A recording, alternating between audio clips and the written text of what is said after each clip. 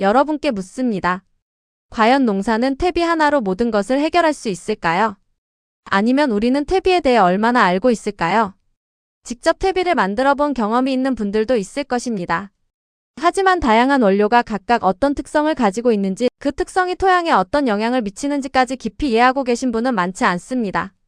단순히 썩혀서 넣는다는 개념을 넘어 원료의 물리적, 화학적, 생물학적 작용까지 고려하는 단계로 들어가면 이야기는 완전히 달라집니다.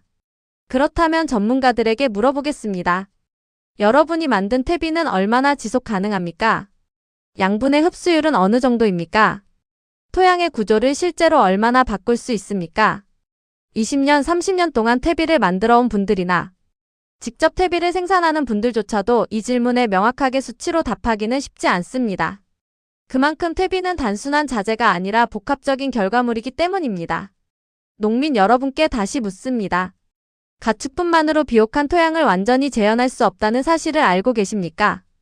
반대로 가축분도 제대로 발효되고 설계되면 고급 퇴비보다 더 나은 결과를 낼 수 있다는 점은 알고 계십니까? 목질 원료는 종류에 따라 분해 속도와 지속 기간이 다르다는 사실은요.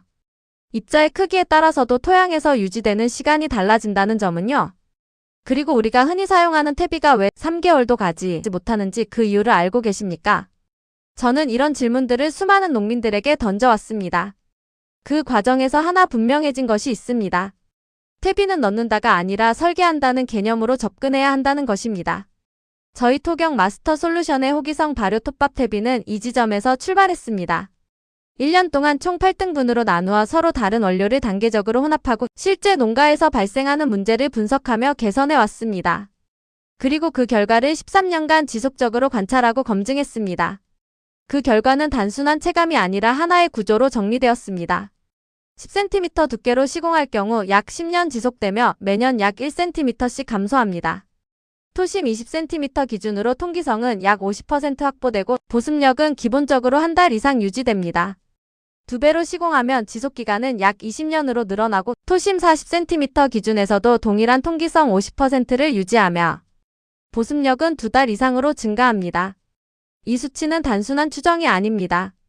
실제로 물에 담갔다 빼보는 실험, 장기간 토양 관찰, 시공 후 농가, 피드백을 반복적으로 축적하면서 얻은 결과입니다. 물론 누군가는 이렇게 말할 수 있습니다. 그건 당신의 주장 아닌가요?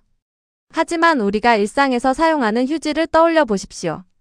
나무로 만들어진 종이는 입자가 얇고 작을수록 물을 빠르게 흡수합니다. 이것은 누구나 경험으로 알고 있는 사실입니다. 톱밥 역시 같은 목질 기반의 원료로서 입자 구조에 따라 흡수력과 방출력이 결정됩니다. 실제로 축산 농가에서 톱밥을 사용하는 이유도 여기에 있습니다. 수분을 잘 흡수하고 다시 배출하며 장기간 안정적으로 유지되기 때문입니다. 이러한 특성은 단순한 기능이 아니라 토양 구조를 만드는 핵심 요소가 됩니다. 조금 더 넓게 보면 이 구조는 자연 그대로의 원리와 닮아 있습니다. 숲을 떠올려 보십시오. 숲에는 낙엽, 장가지, 유기물들이 끊임없이 쌓이고 자연적인 호기성 발효를 통해 분해되며 다시 토양으로 축적됩니다. 우리가 이상적으로 생각하는 비옥한 토양은 바로 이 과정의 결과입니다. 즉, 제가 말씀드리는 것은 새로운 개념이 아니라 자연이 이미 보여주고 있는 원리를 농업에 적용한 것입니다. 또 한 가지 질문이 따라옵니다. 유기물을 많이 넣으면 질소 결핍이 생기지 않느냐? 이 부분 역시 고려되어 있습니다. 가축분이 아닌 항생제가 없는 자연산 어분을 활용하여 유기물 분해 과정에서 필요한 질소를 보강하고 동시에 미량 원소까지 채웠습니다. 자연에서는 비, 바람, 생물 활동을 통해 이러한 요소들이 보충되지만 농업 환경에서는 이를 인위적으로 설계해 주어야 합니다. 그래서 가장 깨끗하고 안정적인 원료를 선별하여 구성한 것입니다. 이 모든 과정을 종합해 보았을 때 퇴비는 결코 다 똑같은 것이 아닙니다. 결국 중요한 것은 보는 관점입니다. 겉으로 보이는 것은 단순한 유기물일 수 있습니다. 하지만 그 안에는 구조, 지속성, 미생물 환경, 수분과 공기의 흐름까지 모두 설계된 결과가 담겨 있습니다. 전문가일수록 알아야 합니다.